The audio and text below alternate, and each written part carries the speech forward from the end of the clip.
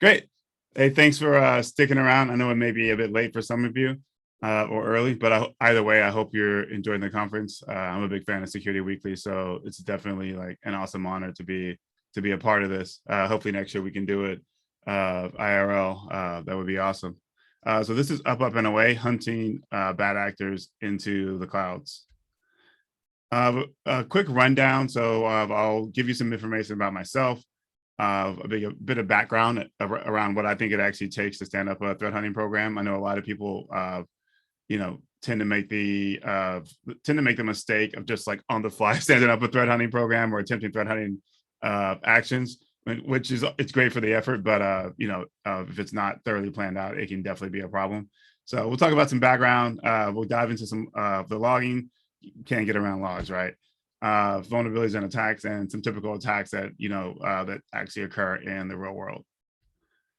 So I'm O'Shea Bowens. I spent most of my career focusing on cyber defense. So a lot of security analytics, some threat hunting, intel, uh, threat hunting over the last like 5-6 years. A bit of everything. Primarily, I grew up in SOC land, so spent a lot of time surrounded by individuals that were great teammates, and some that were much more talented and smarter than me, which is always awesome because it allows you to learn like so much more in a quicker and a much more rapid fashion. So I'm super thankful for that for a lot of my past coworkers. Some of my affiliations, I'm located in Boston, so if you're ever in town, definitely give me a ring, hit me up on Twitter or something. But if I'm not, at work, or if I'm not snowboarding, I'm usually doing something with Boston Security Meetup. I'm on the board of ISSA Boston. I also founded SkiCon, which is a conference that occurs every February. We basically combine snowboarding and skiing and cybersecurity. So we get together on the mountain and actually have fun. Something away from the keyboard, which I suggest everyone does every once in a while. Step away from your terminal and actually get out there and enjoy the world. If you want to contact me, you can find me on Twitter at Sir Mudblood, and I think I actually have my email address in one of the last slides. So to start off with some background, so like I mentioned before, I think a mistake some individuals make, and organizations also, is they will essentially come up with the idea of like, great, we want to start threat hunting, we want to start finding interesting things inside of our environment that we've actually missed. Kind of thinking about the key definition of threat hunt, which is like looking for events that have occurred that maybe crept under the radar. Maybe your SIEM or IDS or EDR didn't detect it, and you want to take that initial effort to actually uncover, actual evidence of the bad people. So, I won't harp too much on this, but I just want to give a couple of ideas that you can take to actually get towards maturity. Because if you don't have, a mature program, I can tell you right now, it's going to be very, very, very difficult to find success while you're threat hunting. You may be able to find some artifacts, which is great, but if you don't have a proper way to kind of track and log and tag that, you are, in a sense, you're hindering your own efforts. No matter how pure and great they are, you need a way to satisfy some type of activity that leads towards maturity, something you can sell to upper management. Eventually you're going to need some money to help you out with this, right? You can go open source all day, but at some point you're likely going to need some type of dollars to help you get there. Some of the things I think about when it comes to maturity, starting at level 1 or going up to like level 2 and level 3, is really take a second to think about how you want to accomplish this, right? I'm a big fan of MITRE, which we're going to dive into later, but looking at some of the techniques that are present within MITRE, and then beginning to make rules for those, or at least planning the use cases around MITRE, is a great place to start. If you haven't performed like any type of threat modeling across your environment, I think that is one of the key areas that you should really focus on accomplishing. When I say threat modeling, a lot of individuals associate that directly with like AppSec, right? So how do you perform threat modeling against an application? But what I mean by threat modeling is really for the entirety of your program, and thinking about threat actors that are relevant and operating within your vertical, right? Because the threat actors that operate against financial institutions may differ from threat actors that are relevant or operating against healthcare institutions or maybe a marketing firm, something along those lines, right? So beginning to map out who your threat actors are is key. Once you've discovered and mapped and cataloged who those threat actors are, beginning to think about, okay, how do they actually operate, right? So this is where tactics, techniques, and procedures, or TTPs, come into play. So beginning to notate this information is a huge help, trust me, to having a successful threat hunting program, especially when you're thinking about cloud, which is an environment that continuously changes. So thinking about, identifying your threat actors, identifying their TTPs, and really identifying the tools that they actually leverage. So not only do you understand those, one, you have a great understanding of how those attacks actually work or how they're conducting their campaigns, but you're in a better position to actually find snippets of that malware and other tools that they're actually using, and place that inside of a lab environment for your purple teaming of adventures, or just typical SOC adventures, right? So having those three, I think, is a really big key to finding success. If you're thinking about, again, making this official, getting sign off on the right people, you're going to need something to present to management that makes them comfortable in the investment that they're actually making, not only from a monetary perspective, but really from a resource side. If you need to ask or advocate for more individuals to come in and help you, thinking about, tactical risk, I don't think this is I don't think you'll be in a position where you have to have, a giant list of like 20 different risks that equate to possible damage to the organization or downtime. But really looking at, like, five top risks for the organization, notating those and drilling down into those. Ensuring that you have vulnerability management, another thing that is essentially helpful. Vulnerability management and threat hunting efforts. If you meld those together, I think you're in a position to have like some really, really great output. So understanding what systems are vulnerable within your environment can really give you a leg up when you begin the threat hunting. So if you really think about it, if you understand what systems are vulnerable, you can understand where you need to place higher severity levels or higher severity counts for tagging within your environment. If you don't understand that, then you're kind of at ground zero and you're looking at everything, which you should do anyway, but you're looking at everything all encompassing without understanding where your key items are. So, having an idea of what assets are essentially critical to your environment, coupling that with a successful vulnerability management program, and then adding the threat hunting on top of that, that's kind of the secret sauce, I think, to finding success. As you move up the ladder from a maturity perspective, you've heard this before. You've likely heard this in some other talks today, right? But automation, right? Automation is key. Automating some of those responses is going to be a massive help for you. If you're lucky and you have all the resources, you have all the people, that's great. But you're likely going to find yourself in a position, like many of the clients that I've worked with, where you're very, very limited. You got one or two, maybe four individuals that are working on the security program.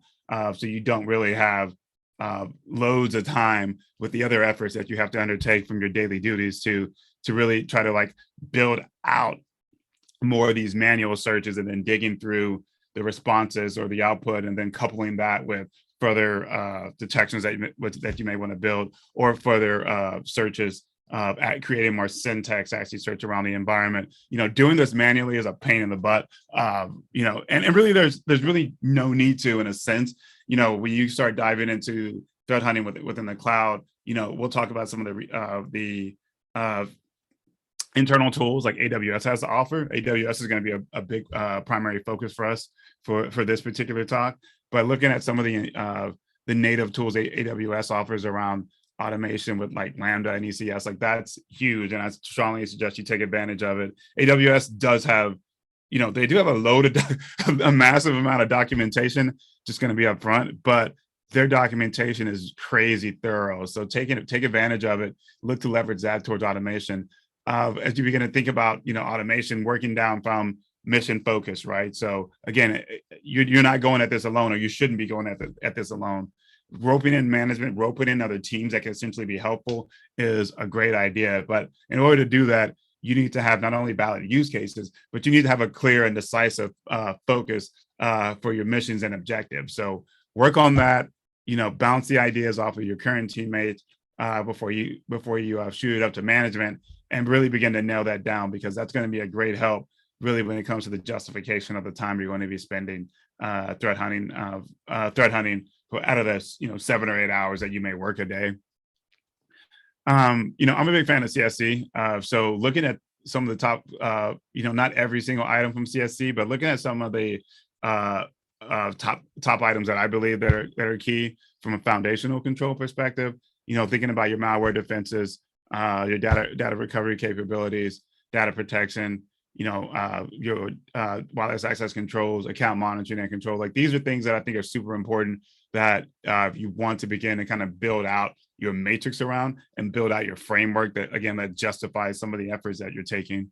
And some of the CSC top 6 focuses, I think, at least for me, this is just O'Shea's mind, but looking at inventory, starting off with inventory is always a great thing to do, because if you have no idea what the heck is in your environment, how do you expect to find success from a hunting perspective? So understanding, key items in your environment, understand administrative privileges that are, hopefully not rampant within your environment. A lot of my clients actually see that, but how many times do we hear about, particularly around clouds, that we hear about breaches that have happened, and it's not like these attackers took the most creative pathways in order to gain access into the environment. They were able to really identify a couple of key users who had bloated rights, and then they were able to move down from there, either creating like, for instance, within AWS, creating instances for themselves or changing IAM policies to suit their attack. That is super common when it comes to a lot of breaches within AWS and cloud. So taking a moment to really focus on those, and maintenance and monitoring, of course.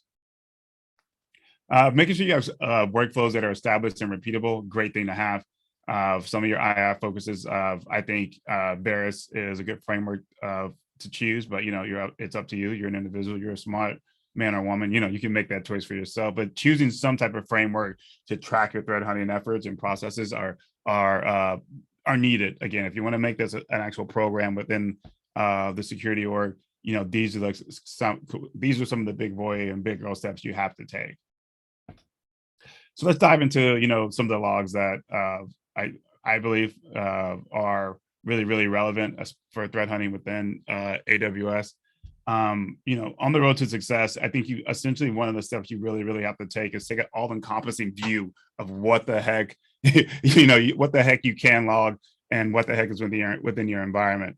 Some steps I think to take, not to go too deep onto this from a operational capacity perspective, but really thinking about identifying the gaps within your environment, and really focusing a lot on your AppSec program. I know we're talking about threat hunting, but when it comes to threat hunting within the cloud, you're going to want to work hand in hand with the team, or again, depending on your resources, the individual that's responsible for AppSec, because a lot of the output there is going to be key to building out some of your threat hunting detection capabilities, like what we'll dive into a bit later. But plan to shift at SDLC.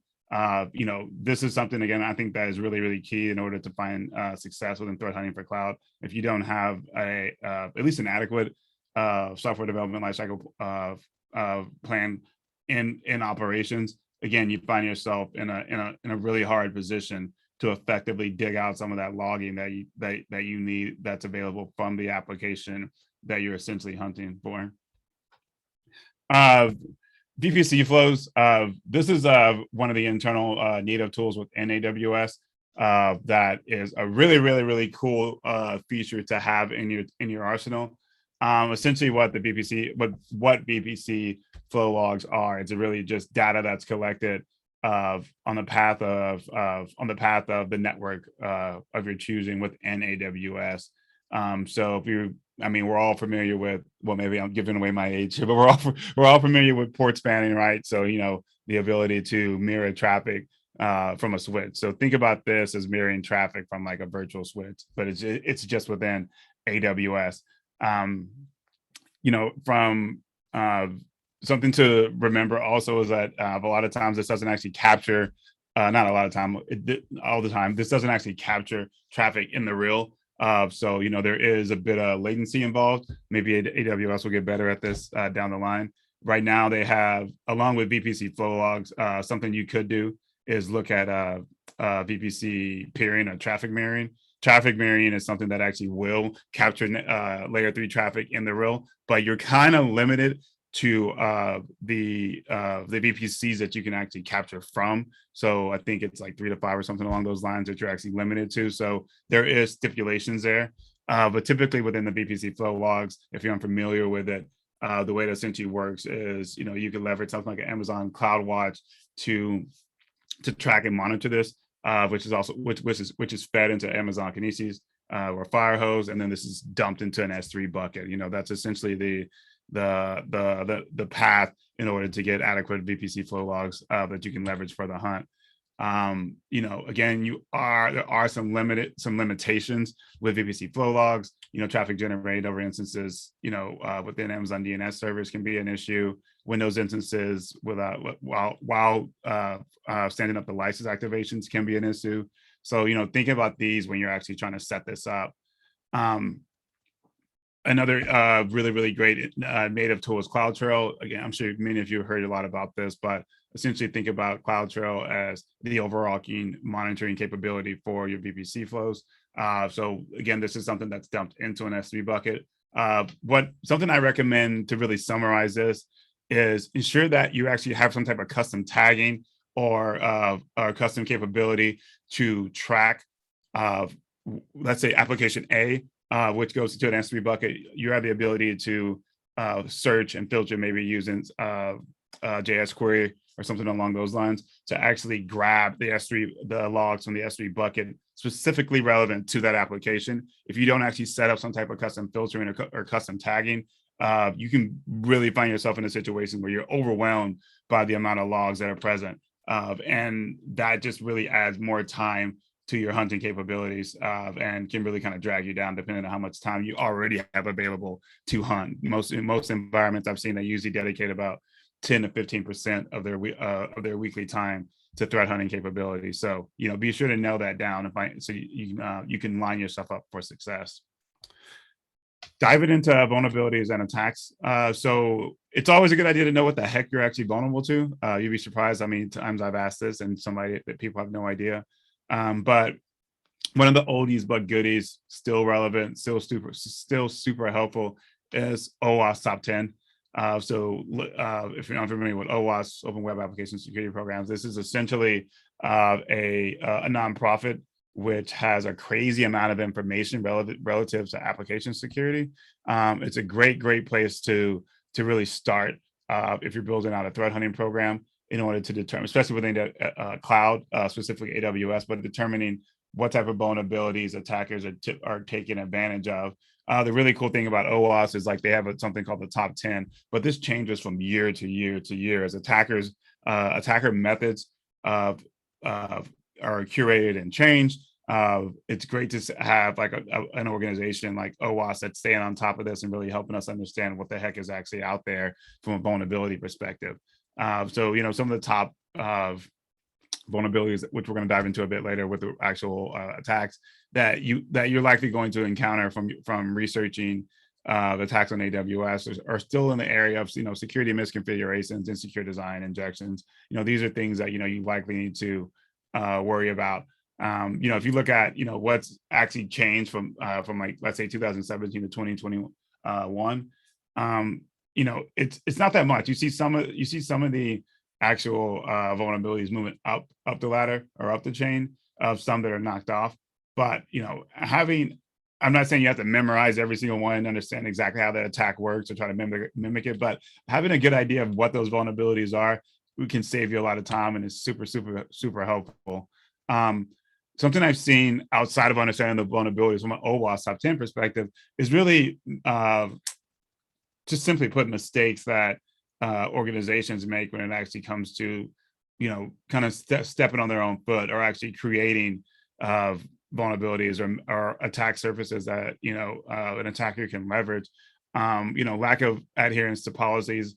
I think that's one of the biggest ones. I mean, some of the examples I would say is really not understanding what to do in the event of a critical alert that is actually produced by your SIEM, IDS, login solution, whatever it may be.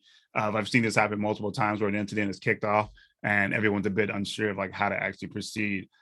So really taking time to determine analyze, and really computate, what have we done internally while setting up these systems that may lead to an open door for an attacker. So really taking that self inventory.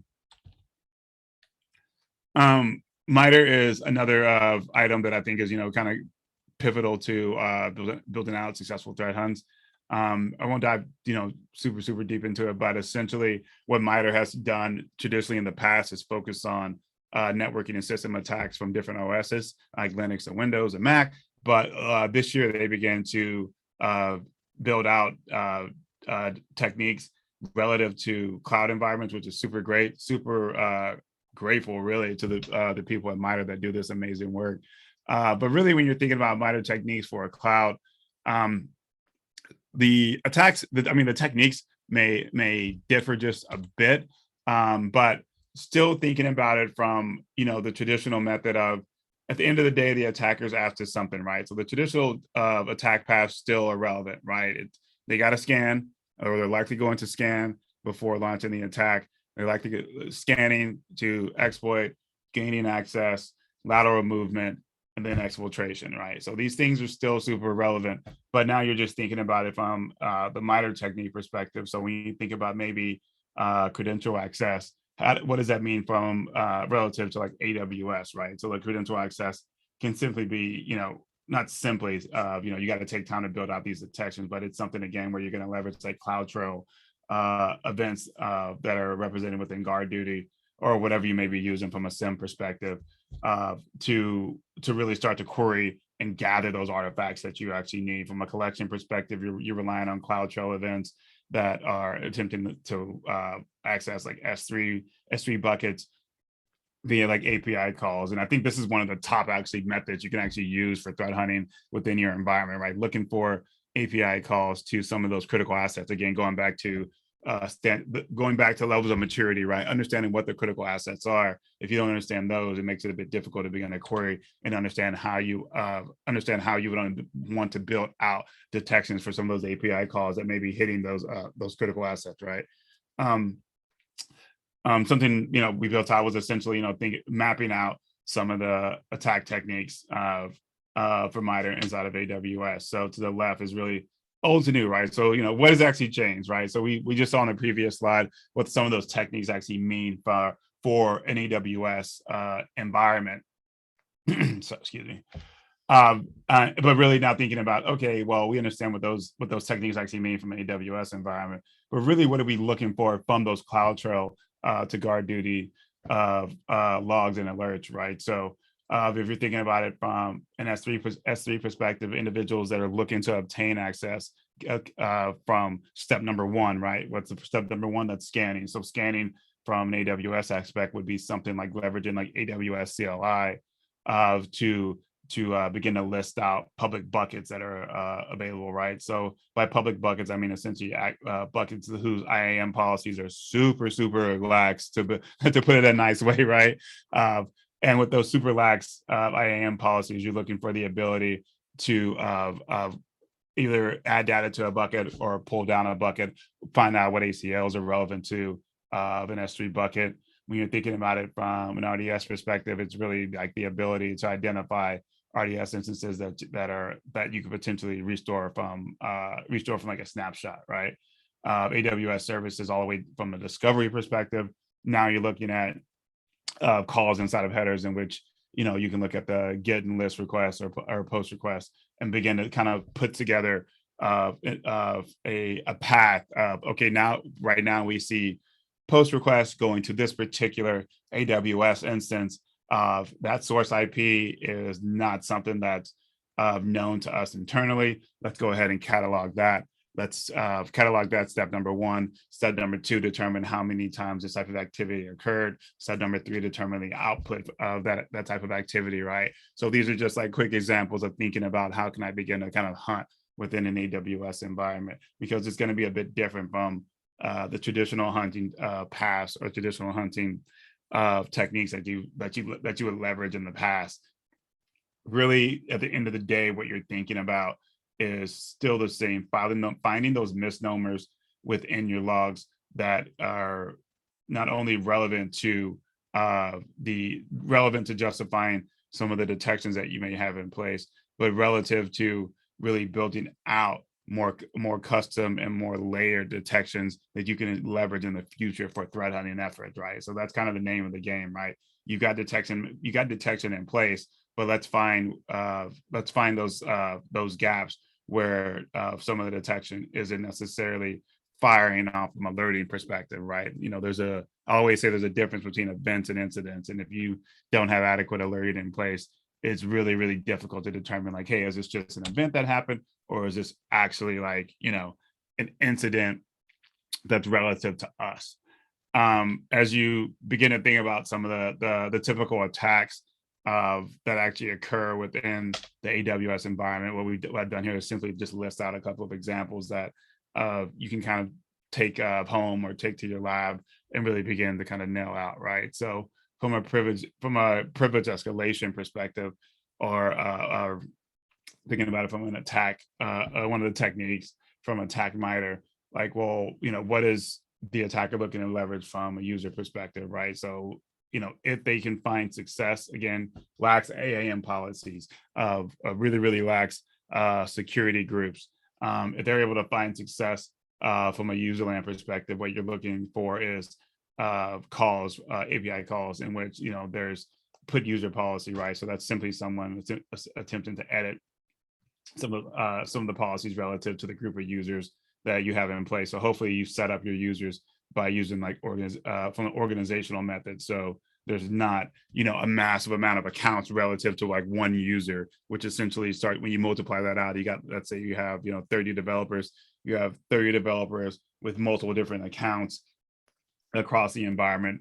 That does make it difficult to track the type of policies that they're using, right? So you may want to take it from an organizational perspective and build out accounts relative to like that particular group. So DevOps has the accounts that they need to get their job done, and then you also have the policies in place, restrictive policies, might I add, policies in place which limit their capabilities, which in turn limits the attack surface for your environment. Same thing with even the security team. I don't want all the rights, I don't want all the privileges in the world, right? I don't want that for myself. I don't want to be, I don't want to make an attack surface for my team and put us in a position where we're having to answer for that, right? So going back to the privilege escalation aspect of it, looking at group policies, an attacker would likely look to determine, again, what type of policies they can begin to edit. Can they create a policy for themselves, especially if you add on weak security groups? So it's not that difficult leveraging AWS CLI. If you have the attackers gain credentials, which we all know are floating out there, because some people, even us technologists, don't actually change some of the passwords across the accounts that we use. So if an attacker is able to leverage that, and now they're able to make an API call to create a different group, that can spell trouble, because that's something that essentially can look like normal activity if you don't catch the initial call, which is the actual creation of that group, right? Looking to move down into roles that they would want to either assume or create or possibly update. These are the type of logs that you would want to identify that could equate to some type of privilege escalation going on inside of your environment. From a credential access perspective, at least with AWS, it's actually a lot simpler to identify these type of attacks, because there's really only a few commands that you can run to obtain information around creds. Get secret value is like one of the top ones. So looking for a call for to get secret value. This essentially enables an attacker to gain access and acquire creds within the environment. So again, stolen creds are floating around all the time. So if they can use those to gain access, that spells trouble, right? They would execute this again, making calls against EC2 and AWS Secrets Manager. From a collection perspective, this is in reality one of the first or second steps they would actually leverage from the attack. And again, what are the API calls you're looking for? You're looking for copy objects and get objects.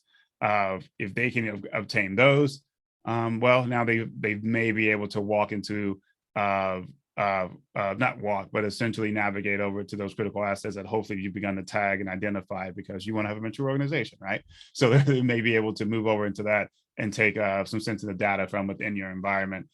So while you're looking for that, I mean, if you want to look out for that type of activity, you're looking for data collection on S3 buckets and EC2 instances, specifically looking to understand where they're authenticated from. That's a good way to begin to determine, is it us or is it them? And begin to close out this, from an exfil side, the one thing we all, have nightmares about, this is, an attacker essentially looking to remove sensitive access within your AWS environment. So, the way that they'd actually do that is not only having some type of parallel attacker infrastructure, right? So they would likely have some type of server stood up where they can actually move the information, store it for themselves, clean it up, try to sell it, ransom it off or whatever it may be.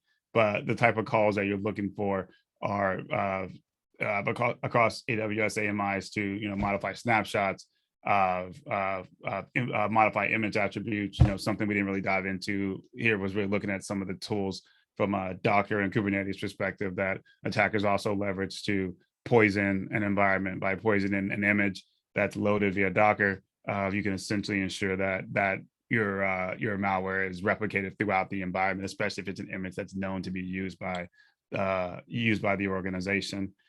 So looking out for those type of calls, looking out for modifications to EBS, tailoring that or adding or layering that with AWS S3 calls. Again, another way to hunt and identify really, really weird, abnormal activity. Closing out, essentially, I think in the beginning, I can speak for myself, beginning to hunt across AWS was a bit, it took some time to learn.